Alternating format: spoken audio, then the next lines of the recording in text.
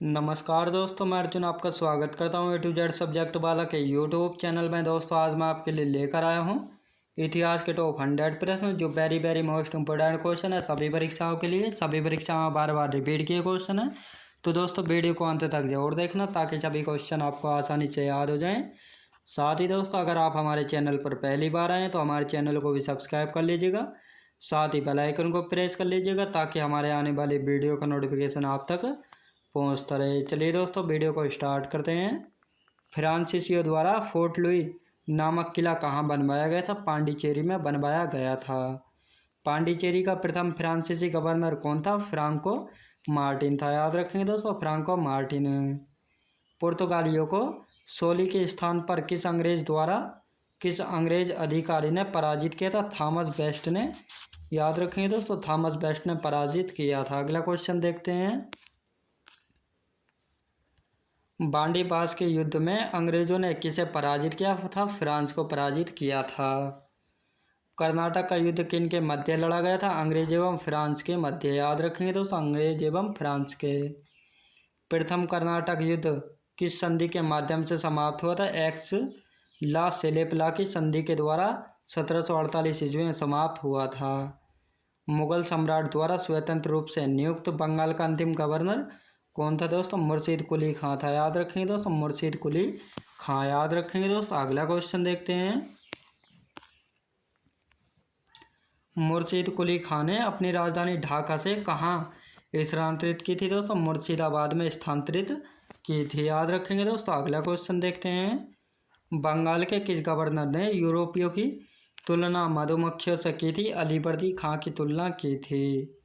20 जून 1756 को प्रसिद्ध black hole की घटना बंगाल के किस नवाब के शासनकाल में हुई थी? सिराजुद्दौला के शासनकाल में हुई थी ब्लैक होल की घटना। याद रखेंगे दोस्तों। अगला क्वेश्चन देखते हैं। 9 फरवरी 1757 को अलीनगर की संधि किसके मध्य संपन्न हुई थी? कलाइव एवं सिराजुद्दौला के मध्य हुई थी। भारतवर्ष में ब्रिटिश साम्राज्य का संस्थापक किसको माना जाता है दोस्तों? लॉर्ड रॉबर्ट क्लाइव को। याद रखेंगे दोस्तों। अगला क्वेश्चन देखते हैं।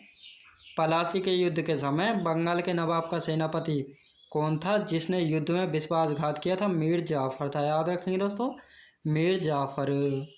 पलासी के युद्ध के समय मुगल बादशाह कौन था? आलमगीर द्वितीय था। पलासी के युद्ध के समय मुगल बादशाह। याद रखेंगे दोस्तों। अगला क्वेश्चन देखते हैं। पलासी के युद्ध के पश्चात बंगाल का नवाब कौन था दोस्तों? मीर जाफर था। याद रखेंगे दोस्तों, मीर जाफर।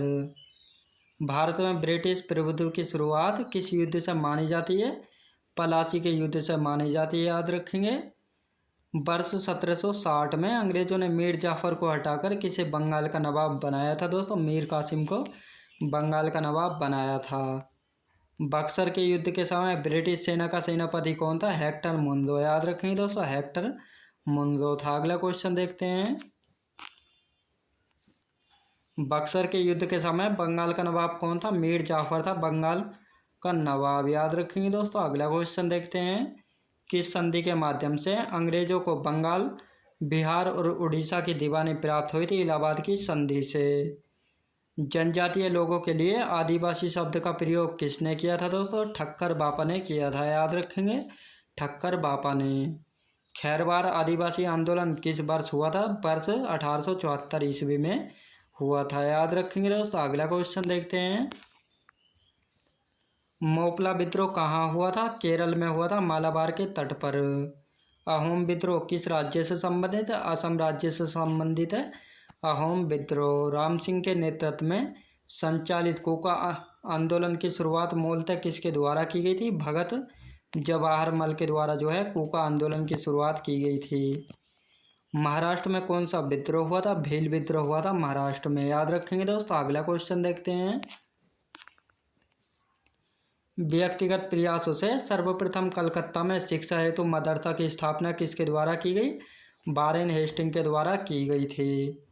वर्ष 1784 में कलकत्ता में एशियाटिक सोसाइटी ऑफ बंगाल की स्थापना किसके द्वारा की गई थी? सर विलियम जोन्स के द्वारा कलकत्ता में एशियाटिक सोसाइटी ऑफ बंगाल की स्थापना की गई थी। वाराणसी में प्रथम संस्कृत महाविद्यालय की स्थापना किसने की थी? जोनाथन डंकन ने वाराणसी में प्रथम संस्कृत महाविद्यालय की स्थापना की थी? याद रखेंगे दोस्तों। अगला क्वेश्चन देखते हैं। वर्ष 1800 में कलकत्ता में सैन्य अधिकारियों के प्रशिक्षण हेतु फोर्ट विलियम कॉलेज की स्थापना किसके द्वारा की गई थी? लॉर्ड वेलेस्ली के द्वारा की गई थी। किस अधिनियम के द्वारा भारत में शिक्षा के प्रसार हेतु 1 लाख रुपए खर्च करने का अधिकार गवर्नर जनरल को दिया था? चार्टर अधिनियम 1835 में। याद रखेंगे दोस्तों। अगला क्वेश्चन देखते हैं। आंग्ल प्राच्य विवाद किससे संबंधित है? भारत में शिक्षा पद्धति लागू करने के तरीकों से संबंधित है आंग्ल प्राच्य विवाद। याद रखेंगे दोस्तों। अगला क्वेश्चन देखते हैं। शिक्षा के संबंध में विख्यात अधोमुखी निस्यंदन सिद्धांत के प्रवर्तक कौन थे? ओकलैंड थे। याद रखेंगे दोस्तों। ओकलैंड। लॉर्ड मैकाले किस शिक्षा पद्धति से संबंधित है? अंग्रेजी शिक्षा पद्धति से संबंधित है लॉर्ड मैकाले। भारत में आधुनिक शिक्षा प्रणाली कब प्रारंभ हुई थी? 1835 के मैकाले के स्मरण पत्र से। याद रखेंगे दोस्तों। स्मरण पत्र से। ऋग्वेद में सबसे पवित्र नदी किसे माना गया है दोस्तों? सरस्वती को जो है ऋग्वेद में सबसे पवित्र नदी माना गया है। अगला क्वेश्चन देखते हैं। गायत्री मंत्र की रचना किसने की थी? विश्वामित्र ने जो है गायत्री मंत्र की रचना की थी। विष्णु पुराण किस वंश से संबंधित है? मौर्य वंश से संबंधित है विष्णु पुराण। याद रखेंगे दोस्तों। अगला क्वेश्चन देखते हैं। मत्स्य पुराण किस वंश से संबंधित है? आंध्र सातवाहन वंश से संबंधित है मत्स्य पुराण। वायु पुराण किस वंश से संबंधित है? गुप्त वंश से संबंधित है वायु पुराण। अद्वैतवाद का सिद्धांत किसने दिया था? शंकराचार्य ने दिया था अद्वैतवाद का सिद्धांत। याद रखेंगे दोस्तों। अगला क्वेश्चन देखते हैं। विशिष्ट द्वैतवाद का सिद्धांत जो है किसने दिया था? रामानुज ने दिया था। द्वैतवाद का सिद्धांत किसने दिया था? माधवाचार्य ने। महावीर के पिता कौन थे? सिद्धार्थ थे महावीर के पिता। महावीर की माता कौन थी? यशोदा थी महावीर की माता। याद रखेंगे दोस्तों। अगला क्वेश्चन देखते हैं। महावीर के बचपन का नाम क्या था? वर्धमान था महावीर के बचपन का नाम। याद रखेंगे दोस्तों। अगला क्वेश्चन देखते हैं। महावीर के प्रथम अनुयायी कौन थे? उनके दामाद जामिल थे महावीर के प्रथम अनुयायी। महावीर की मृत्यु के बाद जैन संघ का अध्यक्ष कौन था दोस्तों? सुधर्मन जो है महावीर की मृत्यु के बाद जैन धर्म का अध्यक्ष था। जैन धर्म की पवित्र पुस्तक कौन सी थी? आगम। याद रखेंगे दोस्तों। जैन धर्म की पवित्र पुस्तक थी आगम। जियो और जीने दो किसने कहा था? महावीर स्वामी ने कहा था जियो और जीने दो। महात्मा बुद्ध का जन्म एवं निर्वाण किस दिन हुआ था? वैशाख पूर्णिमा के दिन हुआ था। याद रखेंगे दोस्तों। वैशाख पूर्णिमा के दिन। अगला क्वेश्चन देखते हैं। महात्मा बुद्ध किस वंश से संबंधित है? शाक्य वंश से संबंधित है महात्मा बुद्ध।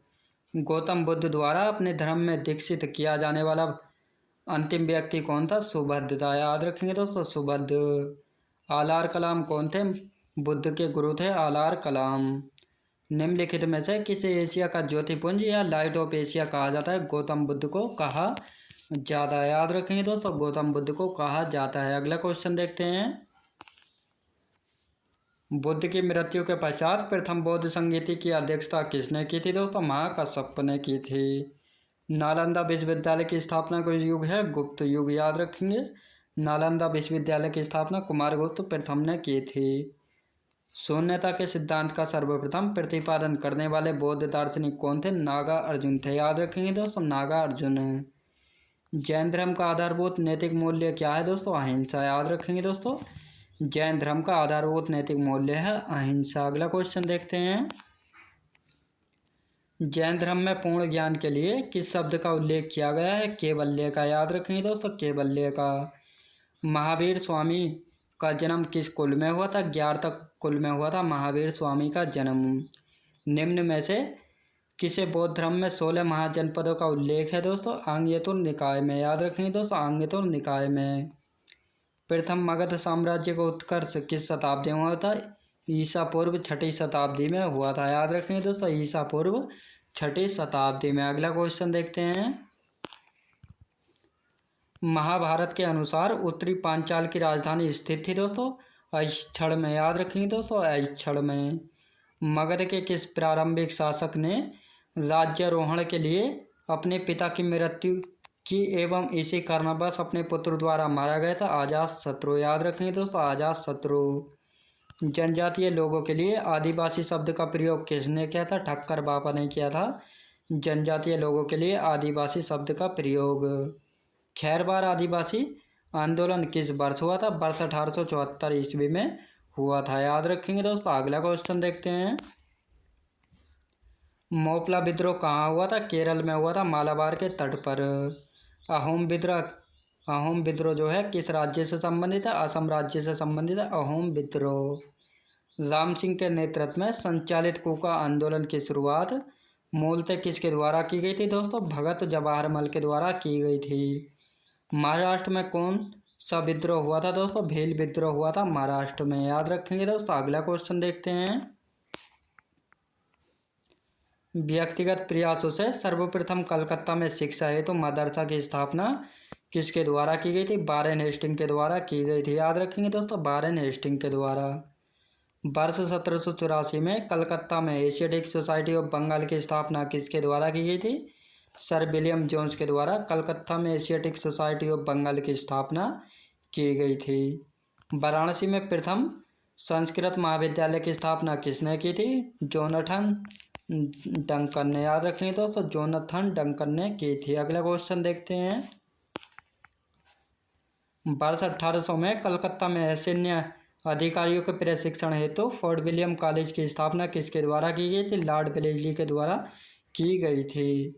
किस अधिनियम के द्वारा भारत में शिक्षा के प्रसार हेतु 1 लाख रुपए खर्च करने का अधिकार किस गवर्नर जनरल को दिया गया था दोस्तों? गवर्नर जनरल को दिया गया चार्टर अधिनियम 1835 के द्वारा। याद रखेंगे दोस्तों। अगला क्वेश्चन देखते हैं। आंग्ल प्राच्य विवाद किससे संबंधित है? भारत में शिक्षा पद्धति लागू करने के तरीकों से संबंधित है। भारत में शिक्षा पद्धति। याद रखेंगे दोस्तों। अगला क्वेश्चन देखते हैं। शिक्षा के संबंध में विख्यात अधोमुखी निस्यंदन सिद्धांत के प्रवर्तक कौन थे? ओकलैंड थे। लॉर्ड मैकाले किस शिक्षा पद्धति से संबंधित? अंग्रेजी शिक्षा पद्धति से संबंधित है। भारत में आधुनिक शिक्षा प्रणाली कब प्रारंभ हुई थी? 1835 के मैकाले के स्मरण पत्र से। अगला क्वेश्चन देखते हैं। हिंद महासागर में व्यापार को नियंत्रित करने के लिए शांति या नीले जल की नीति को किसने लागू किया था? फ्रांसिस्को दे अल्मीडा ने जो है लागू किया था। याद रखेंगे दोस्तों। अगला क्वेश्चन देखते हैं। भारत में पुर्तगाली शक्ति का वास्तविक संस्थापक किसे माना जाता है? अल्बुकर्क को जो है माना जाता है। किस वायसराय के काल में गोवा को पुर्तगालियों का औपचारिक मुख्यालय बनाया गया? नीनो डी कुन्हाको। याद रखेंगे दोस्तों, नीनो डी कुन्हाको।